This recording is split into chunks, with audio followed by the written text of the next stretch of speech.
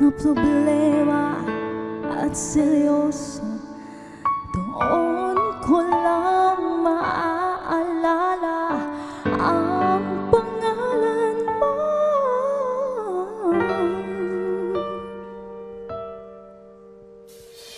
Lord, patawad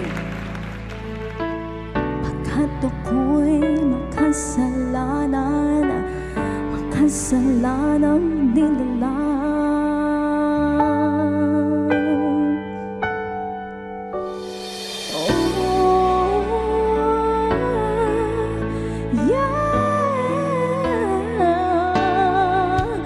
Kapag merong debate, sinong magaling, sinong matuwid, sino ang nagsinungaling? Ako'y nailing at mistulang sanggol, di man lamang kita kayang ipagtanggol.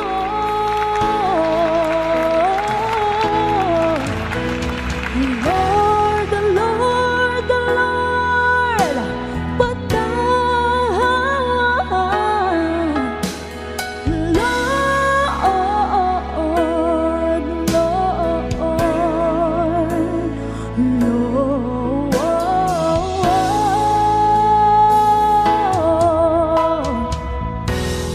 Da-da-da-da,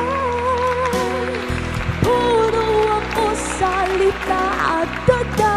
Nagduda ako sa kakayahan mo, di ako nararapat sa'yo. Masyado akong mapagmalaki, pero kahit kailan di ka naghiganda. Hinding-hindi naghiganda. Lord, patawad pagkat ako'y makasalanan, makasalanang nilalang. Lord, the Lord, the Lord, patawad. Lord, Lord. There you go! Wow, Jamaica, ang galing! Kumanta!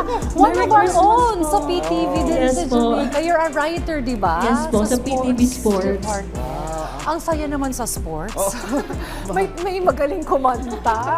Ayan, so paano ka ba nagsimula at paano ka na-inspire na kumanta? Actually, yung family ko po, mahilig po sila kumanta sa video. Friends in the family. Yes po, and yung ate ko po, she's also a singer. You can use the microphone. And then, nung 10 years old po ako, nag-join po ako ng choir po sa school namin. And then, nung nag-high school po ako, nag-enroll po ako sa isang music school po sa Antipolo. Kaya pala. And then, doon po nag-start na kumanta po ako sa different events and occasions and sumali po ng singing contest. At saka ang ganda nung kinanta niya, Lord, patawad. Parang Ano? naiyak na ako kanina. Parang naramdaman ko yung mga kasalanan. Kailangan tayo humingi ng tawad na kanina nandiyan si Father Arlo. But ito, Jamaica, no?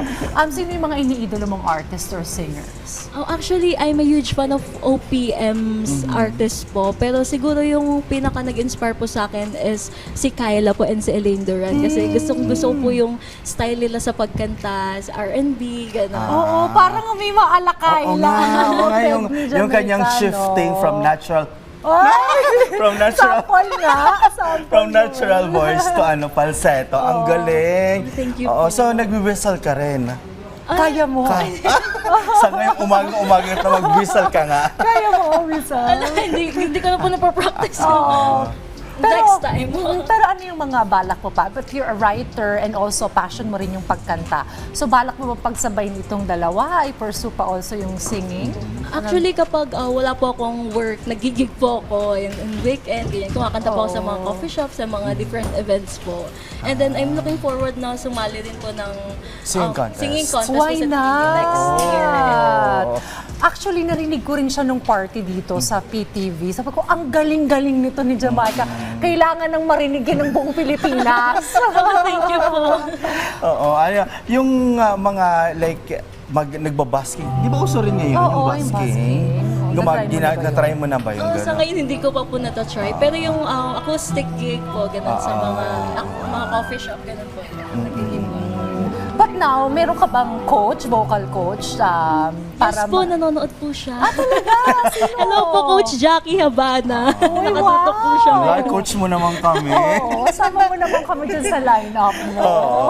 Pero ito, ano yung kunwari advice mo sa mga aspiring singers out there din na kunwari mayroon din silang multiple jobs, ano, would also like to follow your path, ano, na maraming mga passions din na pinagsasabay-sabay. Sa mga aspiring singers, tuloy-tuloy lang. And enjoy nyo lang po yung journey nyo or passion nyo sa pagkanta. And of course, in everything you do, do it with love, with passion. And of course, always stay humble po. Mararating din po natin yung pangarap na ating inaasahan. Ayan. Ano ba ang mga social media mo? Okay. Meron po akong Instagram and Facebook, Jamaica Bayaka. And pwede po bang i-promote yung acoustic band ko po? Sige. Ayun, Habana Acoustics po sa TikTok and sa Facebook po. Ayun. Havana Acoustic. Next time, isama mo na yung buong acoustic sure, band mo dito, Ayan. no? So maraming salamat sa Thank you so pagbibigay oras sa amin this Friday morning, Jamaica Bayaka. Our very own from Yes. PPV Sports. Thank you, Jamaica.